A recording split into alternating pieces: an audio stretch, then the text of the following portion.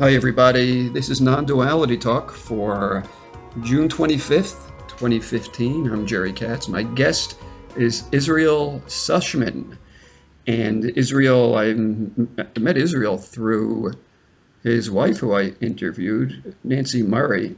Nancy had an interesting stories to tell. And she said, but it's my husband has the really interesting stories. So that's Israel. So I said, well, I got to talk to him then. And hi, Israel. Hi. So you're now the work you do is actually social media marketing. That's what you do day to day, I guess, part of your life. My current incarnation, yes. Your website for that is isushman.com, isushman.com. And now currently you were saying that you went to see Amma. So let's Yes. start with what your life currently is, and maybe go back and you can take us on a fantastic journey up to the present day. But what's the present day like? Your work, you're in social media marketing, and what was your time with Amma like? What do you like about Amma? I like being in her presence. I'm very skeptical about gurus these days, having had a few in my life. And I tend to be more intellectual than emotional in my approach to spirituality these days. So she's kind of the opposite of what I would, let's say, like in a guru. Like I said, I'm more mental.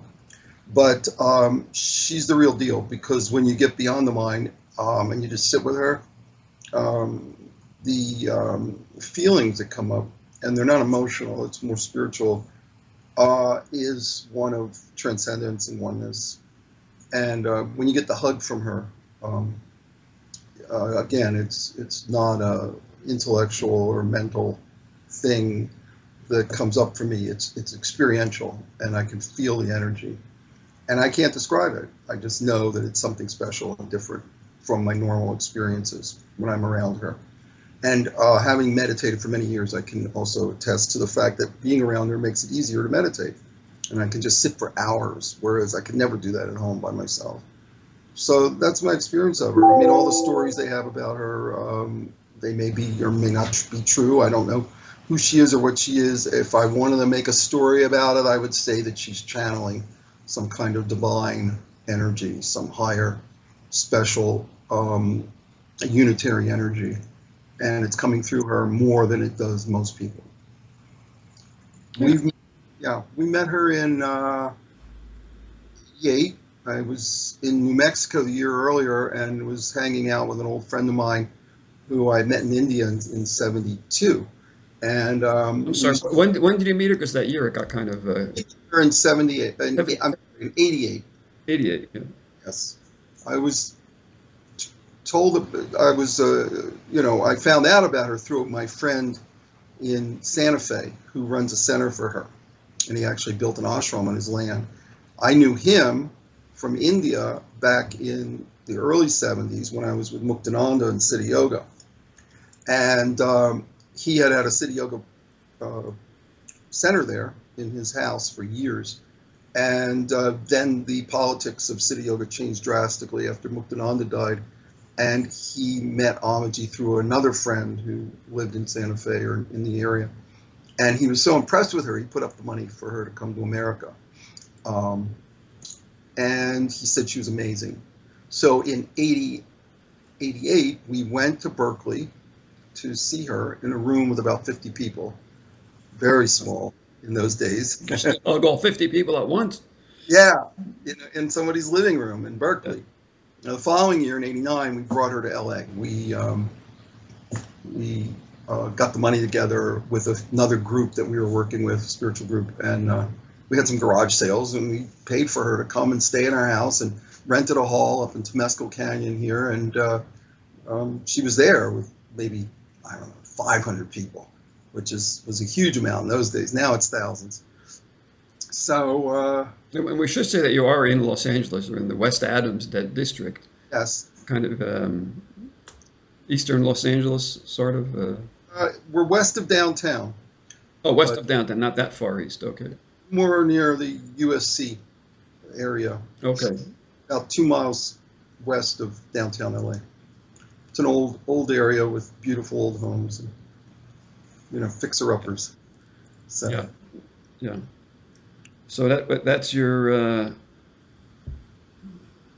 so we've been seeing her every year. For a while, we had more involvement, helping with the groups and being involved. But now we basically just go see her, and occasionally we'll have some chanting sessions at the house. They chant in Malayalam mostly, a little Sanskrit, a little Hindi. Now, when she's not around, and you still have groups in her, I don't know, name or in recognition of her, does some of her energy seem to be apparent there? I mean, I don't know how you would Um, prove it or anything, but I mean, just an experiential thing, I guess. I mean, as the whole idea of a guru is they're embodying something divine in a human form. Being a practicing Jew, I kind of stay away from that stuff. I like to think of one God, one presence that encompasses everything, rather than trying to say this particular thing is better than another. But she's definitely doing something special, and just like maybe the prophets of the Old Testament who had some contact with a higher consciousness, knowledge, or wisdom, or spiritual energy, she's channeling it. So that's the way I like to look at her, and everybody, of course, has their own story about her. And at one time, years and years ago, I mentioned Muktananda. I thought the guru was God. When I first got to India. So now, that was the early 70s now. Yeah. So Amma, you met in 88 and up to the present day, even as recently as a couple of weeks ago, I guess. Yeah, we just saw her. Yeah, and so Muktananda was. So now we're going to talk about the early 70s maybe with Muktananda. It'd be interesting to compare their quality of being. Quite a story. I don't know if I want to. Well, I'll start. I'll try to edit as much as I can, so not to get too political with it, because it got kind of weird towards the end there, and stays weird as far as I'm concerned. Yeah. I'll go back to college days. I went to music school. I was in Baltimore at the time. I grew up in Baltimore. I was born in Israel. Oh, okay. Stay there. I came back as an infant. My parents are Americans. They went over to help with the refugees after World War II. So I was born in Israel in 1948, 10 days after independence was declared, UN mandate and all that. And they brought me to Baltimore, where my mother grew up, my mother's family. And, I had a fairly uneventful childhood. I remember going to synagogue when I was a child and enjoying it, which is unusual for kids. You did? Yeah, that's unusual. I like to sing. I didn't particularly like Hebrew school because it was kind of, trying to teach little kids Hebrew is kind of tough. But What do you think you enjoyed about the synagogue? Because I can think of, went through that same enculturation, and there were one or two moments where I enjoyed it, but for the most part, I didn't.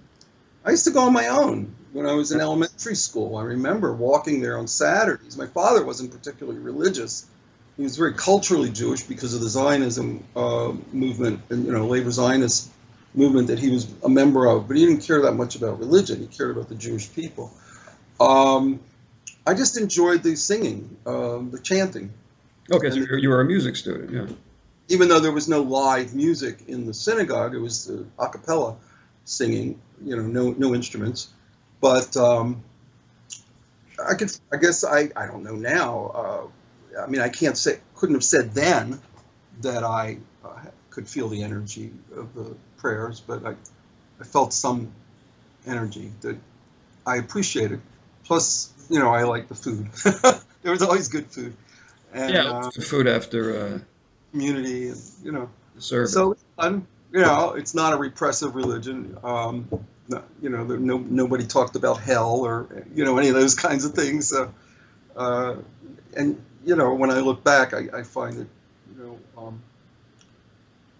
it's actually a fairly non-dogmatic kind of environment, even the Orthodox.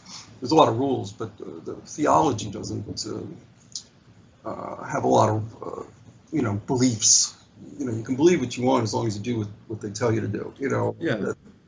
Yeah. Keep kosher. You could think anything you want. There's no sin in having questions. You can question the rabbis. You can, have a dialogue. Yeah, I never felt oppressed Yeah. at all by the religion. I might have felt bored. I might have felt like it wasn't necessary. But I never felt, Yeah. oh, you're going to go to hell, or this is going to happen to you. None of that. The holidays are always fun, of course, and like I said, the food and the music and everything. So anyway, during after I got bar mitzvah, I kind of forgot about religion. High school, girls, a little drinking. Then I got into college, and that was late 60s, 66 to 70, and I was totally involved in the music scene and the counterculture at the time. Anti-war movement, not too political. I was against the war, but I wasn't like a weatherman or anything like that. I was more cultural, hippie, and very interested as the years went on in the consciousness changing that occurred when I took psychedelics. Oh, so acid was big at the time, and all the music that went along with it. It was a whole culture. So you were part of that. Yep. And I explored it quite deeply. Tim Leary was big. They wrote a book, he and Ram Dass, who was then called Richard Alpert. They were Harvard professors. They did a lot of research. They started doing the research on themselves, which got them kicked out of Harvard, because you're not supposed to do that. You're supposed to give the drugs to the graduate students and study them, but they started taking the drugs themselves. And it created a big stir, because even though psychedelics earlier time with Stanislav Grof had proven to be a good therapeutic a tool to help people with mental illness, help people to explore themselves and learn about themselves and have a healthier attitude towards the world. Despite all these research, the government, of course, didn't like it. People were having too much fun with it. My feeling about drug use is, very much against the way that the government has promoted, this war on drugs for many years, and so on and so on. But anyway, I read about what they were doing, and they equated states of consciousness with psychedelic use. They equated that with the states of consciousness that the Tibetan monks had experienced, or were supposed to have experienced, after they die. And then the Tibetan Book of the Dead was used as a model for the psychedelic trip, and they wrote this book, the Tibetan Book of the Dead, as a model for how to trip, how to take LSD and go through the trip in a very positive way, how to use the drugs positively. Tim Leary wrote a book called The Politics of Experience, which I was very enamored with. From there, I got into I Ching. There was a spiritual bookstore on our block where I lived in Baltimore. I had my own place, and I was playing music and going to school. And I had many experiences, most of them very positive. And finally, in 1970, I graduated, moved to Israel to teach. I was going to teach music there. I met this guy who had just graduated from some school where he had a master's in psychology. And he had a tape of Ram Dass in 1970 that Ram Dass had given a speech to the transpersonal or humanistic psychology group. And it's basically Be Here Now on tape, his book, Be Here Now, which is a classic work of spiritual enlightenment for a Westerner. And I was totally attracted to that because I had taken a lot of acid. I had started taking yoga classes. And I started realizing that what I really wanted wasn't the drug experience, but was the altered state that these yogis and gurus in India were experiencing naturally. So I kept thinking about going to India and finding a guru. At the time, I was living in Tel Aviv. By the end of 71, I had met a couple guys who had a VW van parked in Istanbul, and flew to Istanbul and got in the van and started driving east. Oh, wait a minute. And Istanbul. yeah, How did we get to Istanbul? yeah, in Turkey. Okay. Yeah, I was living in Tel Aviv, You were living where? It broke up. Israel, Yeah. studying yoga. Listened to this tape by Ram Dass, Good.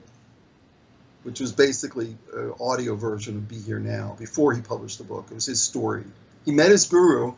He gave his guru acid. It didn't do anything to him. Yeah. That was who was his guru again? Neem Karoli Baba. Him, Curly Bob. So he gave him acid, did nothing. All right. Right. That's a whole other. You got to find somebody like that, because this is a desirable place to be, the state that these gurus are in. I got on this VW van with two guys who had dropped out of University of Chicago and two Swedish girls, and we proceeded to drive across Turkey and into Iran. While the Shah was still in power then, you could still do those things. The Islamists hadn't taken over. It was fairly,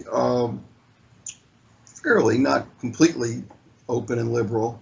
Obviously, if you had gotten caught with drugs, you could have gone to jail for many years.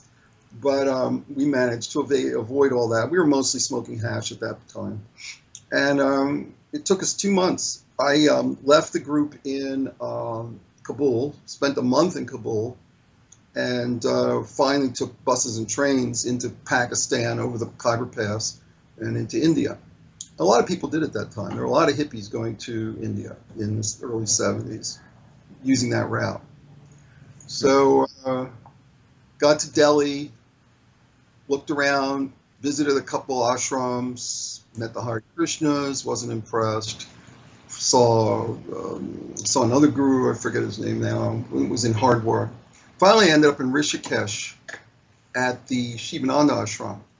Shivananda is an old school guru, probably was big in the 40s and 50s. A lot of yoga, a lot of meditation, but no gurus there. A lot of swamis lived in the ashram. It was very beautiful.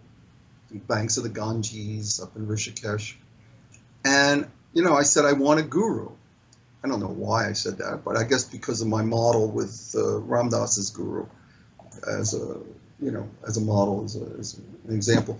So this Swami who was there, I guess he was the head Swami, said, go to Muktananda. And so I got back on the bus, back on the train, and went all the way from Delhi to Bombay. And got off the train and got on another bus, and 3 hours later, I was at the City Yoga Ashram in Ganeshpuri, which is about 50, 60 miles north of Bombay. And hung out there for a couple weeks. It was very strict, much stricter. I'd been living in this ashram in northern India. It was do whatever you want. You can come to the class, you don't have to. You can sleep in. Muktananda's ashram was not like that. Everybody had to get up at the same time. It was like 3:30, 4 in the morning, meditate, chant for an hour and a half, do some work. I really liked it there. Yeah. It was clean. It was simple. The food was decent, and Muktananda was incredible to me at the time. I was just taken away by his energy. Very powerful, probably more powerful than Ammaji's. Being in his presence put people into spontaneous states of meditation, and people would have involuntary movements called kriyas from the Kundalini. He would awaken people's Kundalini. This was the story about what happened to people around him, that their Kundalini was being awakened. I mean, the fact was, whatever you want to call it, there was something going on there that was very powerful, very intense, and it was very enticing, very attractive. So I lived there for a year and a half, and obviously I learned to meditate, did a lot of yoga. It was kind of a wonderful experience in the sense that everybody was doing similar things. They were, on this quest, on this search for higher consciousness. I mean, they had a lot of words for it, which, as you well know, is explained in most of the Eastern spiritual literature and even in Western mysticism, of some state of non-dualism, which is oneness with God, higher power, the divine.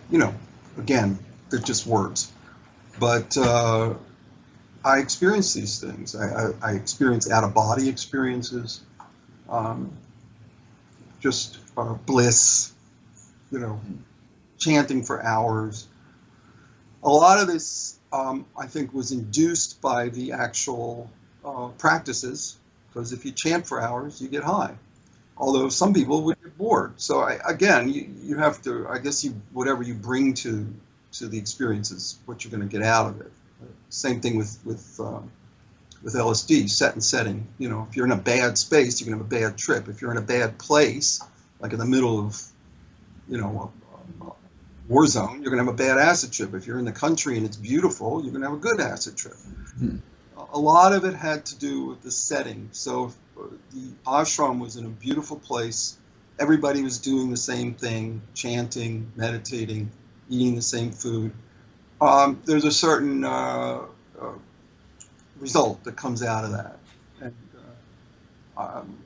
I didn't realize it at the time, but there was a lot of support for changing your consciousness.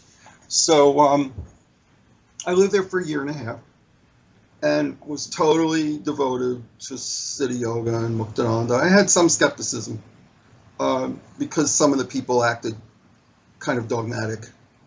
I never drank all the Kool-Aid. Yeah. It wasn't cultic in the sense that you would imagine a cult to be like Scientology or some of these weird Mormon groups out in the desert or whatever. It wasn't like that. It wasn't certainly not like Jim Jones or anything. People weren't asked to give all their money to the guru, some people did give him a lot of money, but I get the sense it was mostly voluntary. I don't know any stories of people who gave him all their money. Where was he? So when you met him in the early 70s, how long had his ashram been established? Like when did he start? When did he get set up? Yeah, his guru was Nityananda, who was kind of a mysterious guy, didn't speak much, and was revered by the Indians. He wasn't well known in the West, never came to the West, never spoke, never gave lectures, never wrote a book. Supposedly very, very high being. People get around them again. They have healing experiences, higher consciousness. I think there are a couple of books based on his, I don't know, words, I guess. I know I have a couple of them, but maybe I don't think he wrote them, Right. There was a guy named Rudrananda who was a New Yorker who was a big devotee of his back in the 60s. He had met him. He was like one of the earliest travelers, Westerners to travel to India in our generation. In any case, Nityananda had an ashram in the town of Ganeshpuri. Muktananda's ashram was a little outside of the town. And it grew and grew and grew. When I was there were 100 people, and by the time he died, there were thousands. They had a lot of nice accommodations for people, and a barber shop and restaurants and the whole deal. Yeah. But when I was there, it was very simple. They had one tea shop and a lot of Indian farmers surrounding the ashram. Pretty nice. Nice. So that lasted a year and a half. Came back to the United States. I taught yoga. I taught yoga at a singles country club in upstate New York.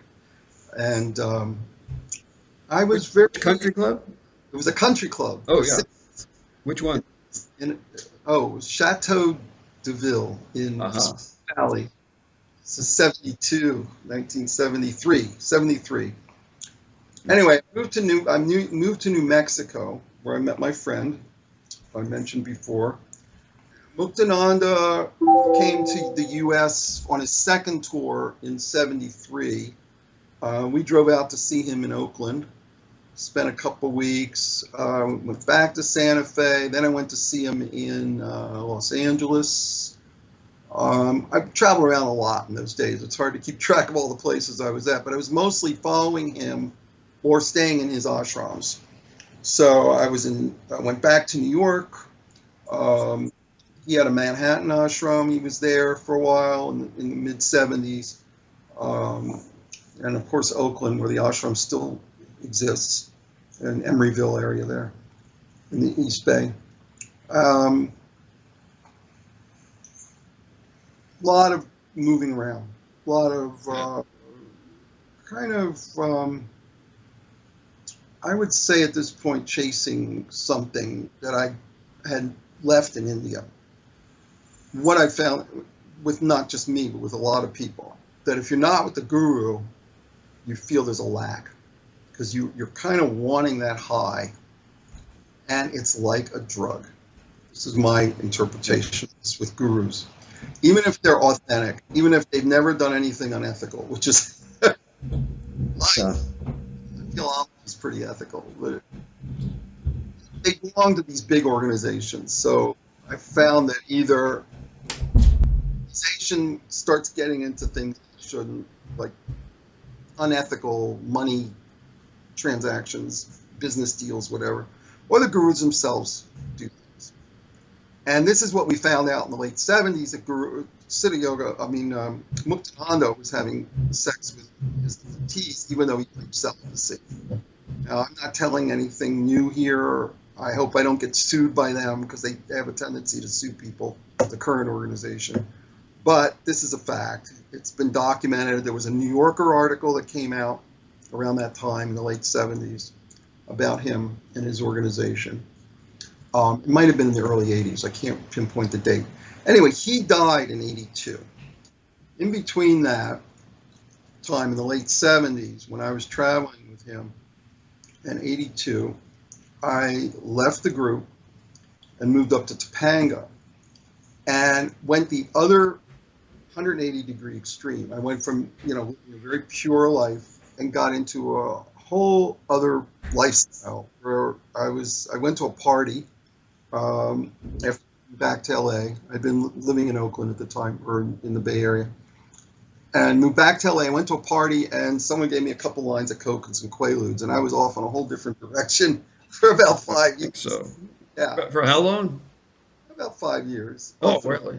Yeah. So We're into the Belushi years, like drugs and yeah. It was party time, because I hadn't done that for years. Since college, I did a lot of acid and smoked a lot of dope. I went to the ashram in 72 and stayed sober and clean for about 8 years. Didn't even think about using drugs, because I had the ashram support and the spiritual support of the group. Was it an exchange of one addiction? That's my giving point. the guru for something else? Yeah. Chasing the high. Not being able to just be with what is.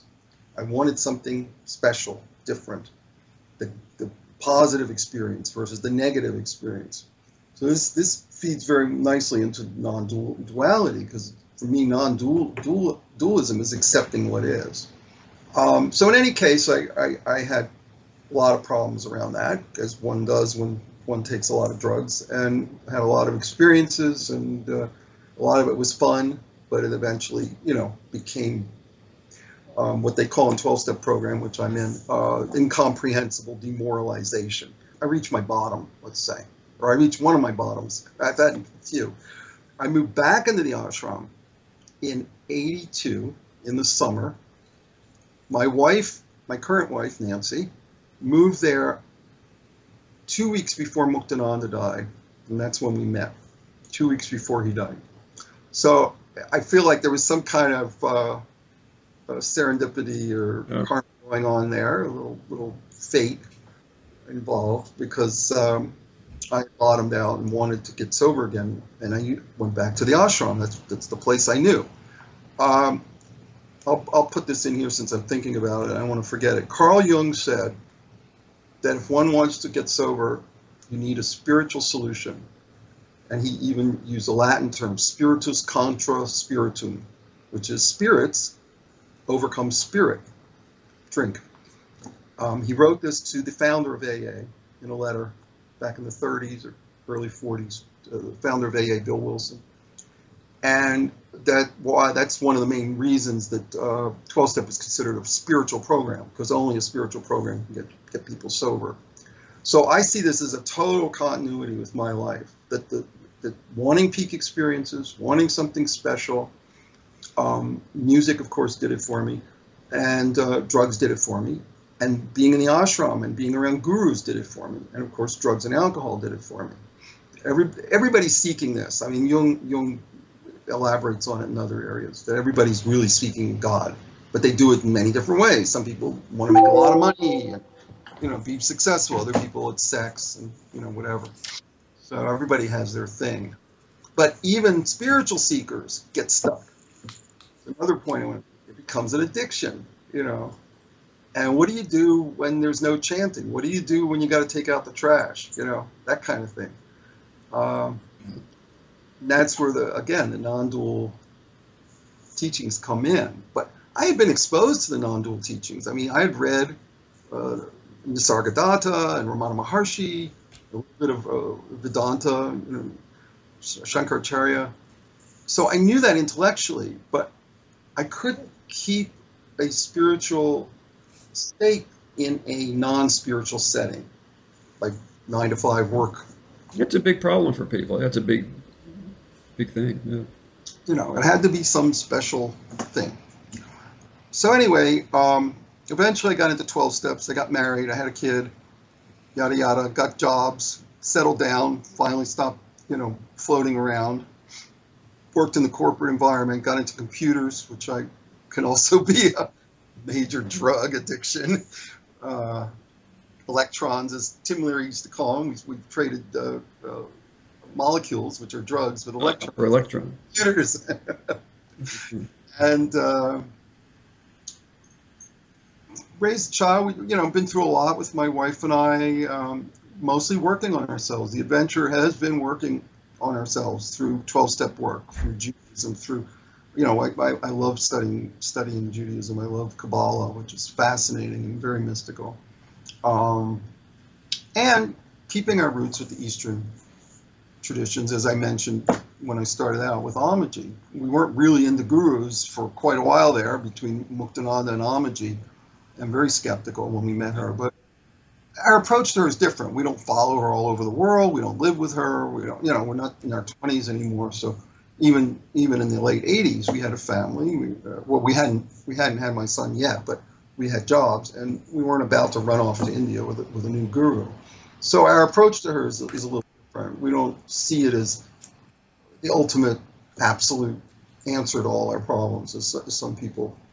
People just create a whole story around these people, and as my rabbi says, first it's charismatic and then it becomes dogmatic. You have a guru who's having these experiences, they attract a following, all of a sudden you got a religion. I'm sure it was that way with Jesus. Now, these are all my personal opinions. I have no idea if I'm right or not. I'm just throwing stuff out here. Yeah. That's our approach to Amma. Now Leonard's a different story. Leonard is a really interesting guy. So let's just back up and review. You kind of went through early college days and discovering Muktananda. Well, you did with psychedelics. Yeah. And you ended up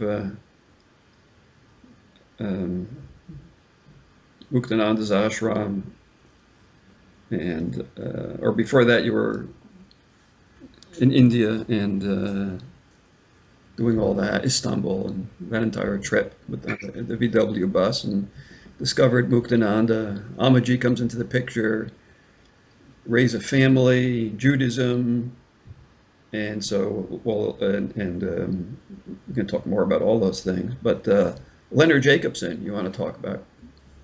Yeah. You just mentioned. So Leonard's pretty recent. He was experiencing a pretty successful run work-wise. Not huge amounts of money, but stable.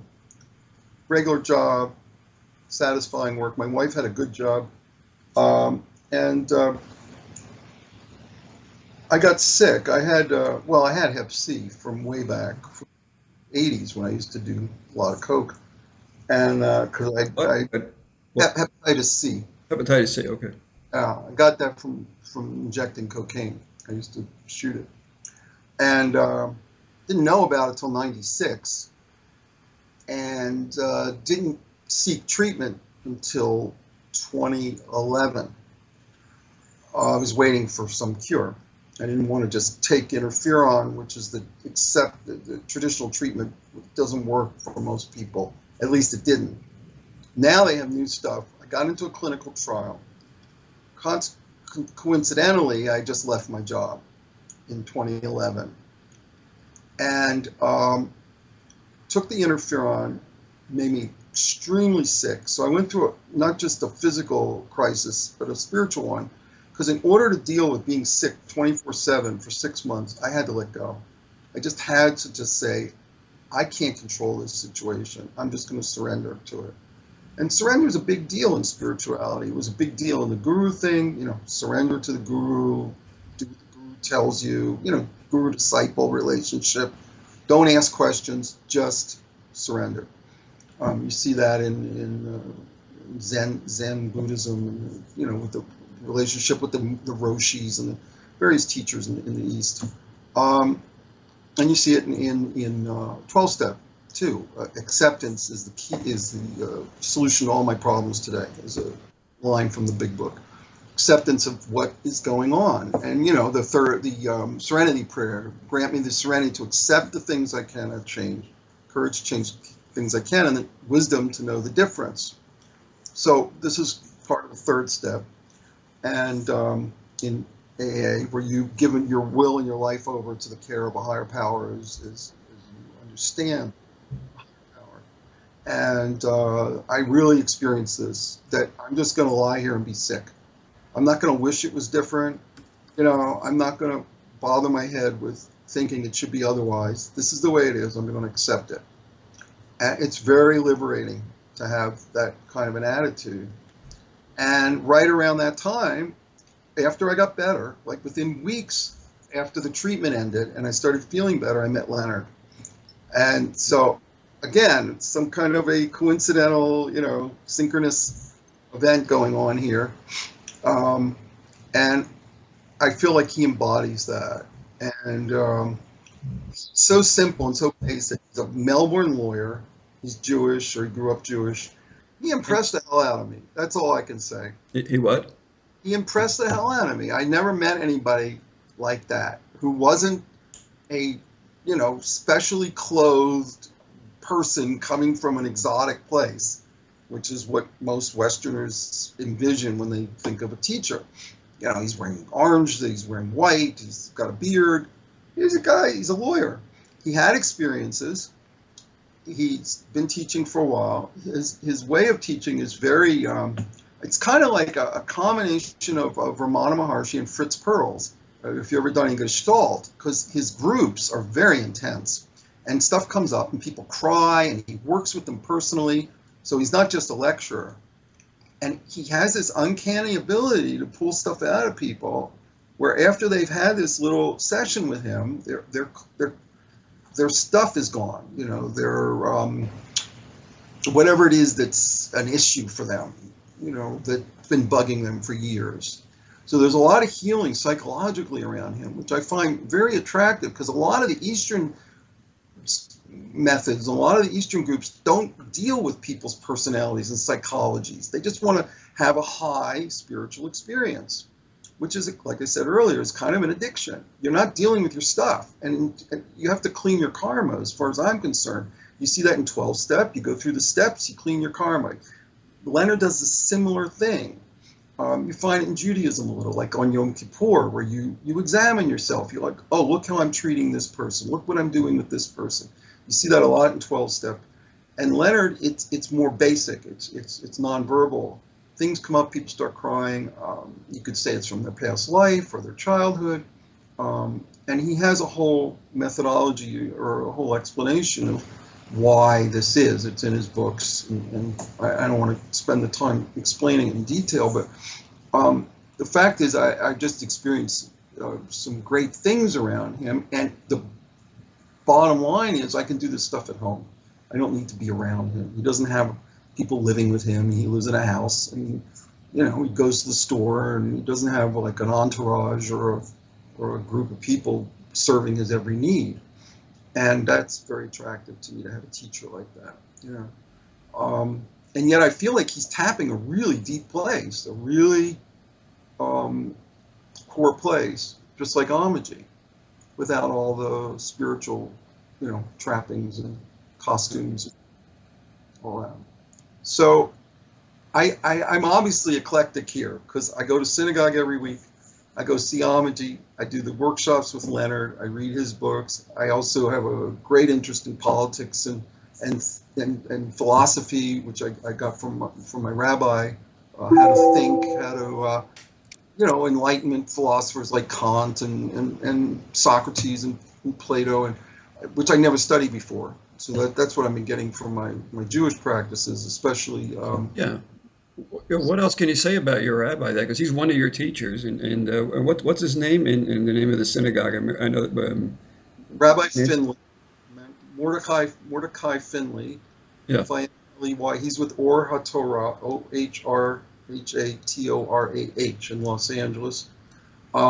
He's got a PhD, and he's a rabbi. Brilliant guy, very professorial, very like going to a college lecture when you listen to him. He doesn't dumb down for the congregation. He doesn't talk down to people. It's always on a very high level, and he will. I feel like I'm going to seminars when I'm listening to him on the influence of Greek Platonic thought on Judaism and Christianity, and Neoplatonism and Kabbalah, things like that. We touch on how to have a political discussion without screaming at each other, things like, which is very valuable these days. So it's a good mind training for me to keep my mind clear, and even though thoughts, as Leonard says, are not in the moment, they're more about the past and the future, they're still important, I think.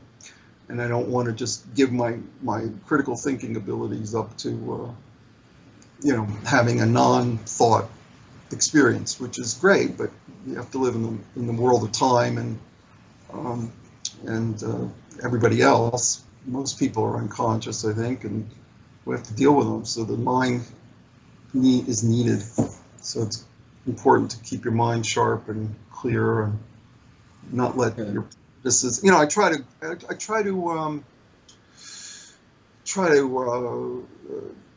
what's the word? Question my own assumptions.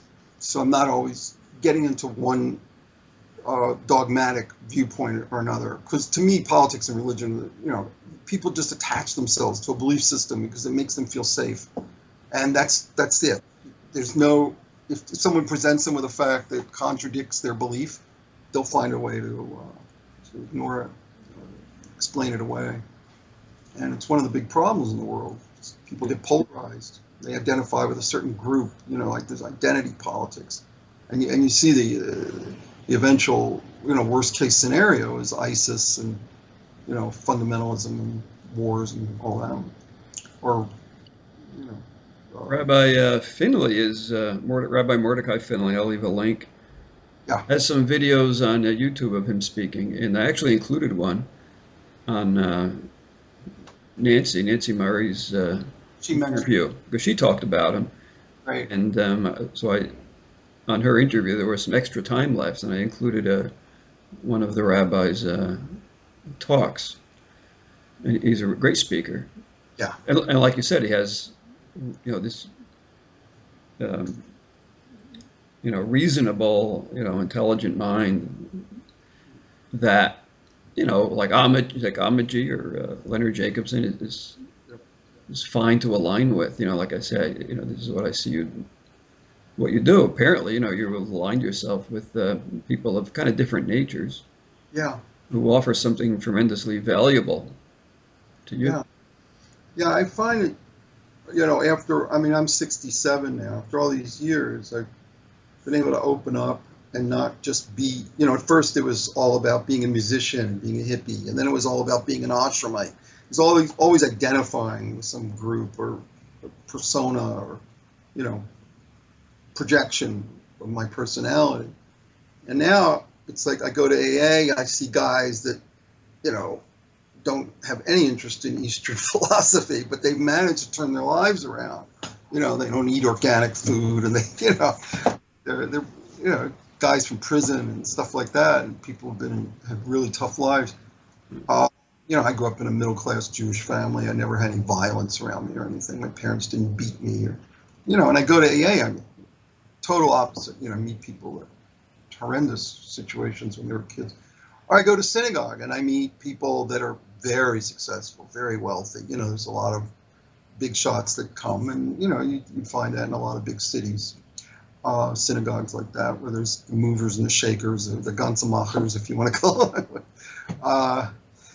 And there I am with those people, and then it's Ammaji people, and they're all sitting on the floor and wearing their white robes and chanting. So it's kind of fun to kind of be able to dip my feet into all these different pools, I guess you call it. Leonard's people are pretty down there.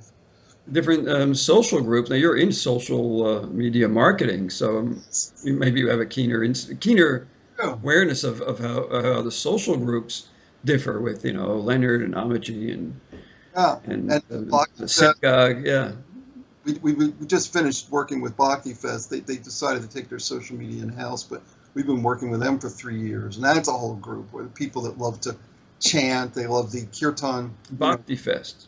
Yeah, Krishnadas and right. Yeah, that's big. Yeah, Ayutal, big music festival and yoga. It's huge. Yeah, so you do. We did social media for quite a while. They just say you do social media. What does that mean? You just put stuff on. I mean, I don't know. You put stuff on Facebook. I mean, but there's got to be a lot to it. There's a lot more to it. It's internet marketing, and you're basically doing what people have done for years. First in print, and then billboards. I mean, it's all marketing, radio, TV, and now the internet. So people are marketing on the internet all their products and services. Facebook's one of them that you use. All the social media sites, Twitter, Google+. There's quite a few of those. Plus ads that you can run, paid ads, Facebook ads. They go out to people who aren't your followers. So you can target people who have certain interests. So if I'm running a Facebook ad and I'm trying to get people to buy tickets to Bhakti Fest, I would use keywords to target people who have interest in kirtan, yoga, music, chant, those kinds of things. If they're interested in pet products, then it's dogs and cats. We have a couple healthcare providers. One's an acupuncturist, so natural healing, acupuncture. You use those keywords, and the ads go to those people who are already expressed an interest. So it's targeted marketing on the internet.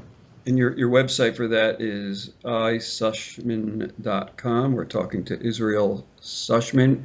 Believe it or not, we got like 2 minutes left. I mean, this has been a pretty quick. What can you say in 2 minutes? We got through kind of them. I kind of highlighted earlier some of the major. Some of the major milestones, and you're kind of nice to end with Leonard Jacobson, Rabbi Finley. We've done a trilogy. Interviewed your wife Nancy Meyer, interviewed you, Israel Sushman, interviewed Leonard Jacobson. So it's a nice trilogy. And maybe the rabbi is next. Rabbi. Yeah, to talk to. He'd be great. Yeah. I don't know if you'd want to do that or not. Yes, I'd feel guilty. I don't go to synagogue. I'd have a guilt going the entire way. Then I need to talk to Leonard to get over the guilt. Yeah. And then go to see Ammaji to kind of just mellow out. I don't know.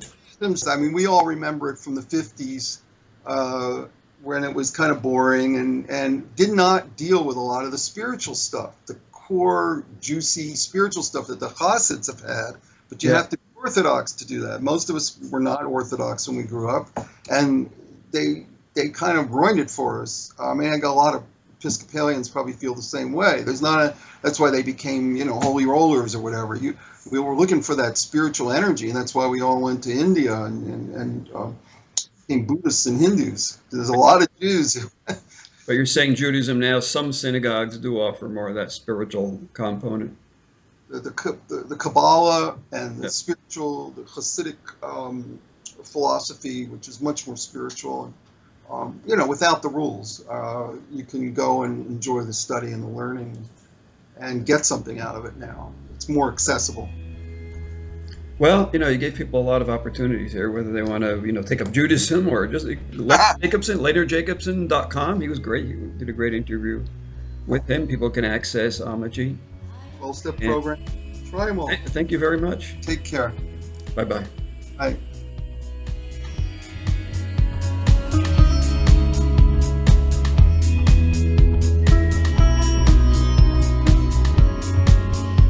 That was my interview with Israel Sushman, whose website is isushman.com.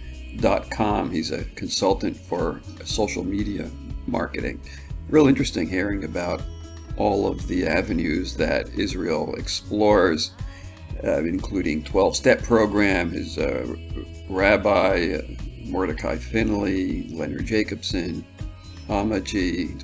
You've been listening to Non-Duality Talk. Our website is nonduality.org, where we have a bunch of interviews listed from this show. We also have interviews listed on our main website, nonduality.com. You can find out other things that we're doing, such as in Diunidal Consciousness, our Facebook group, or find out about our local group right here in Halifax, where we meet about monthly, called Non-Duality Satsang. You've been listening to Non-Duality Talk. I'm Jerry Katz. Thank you for listening.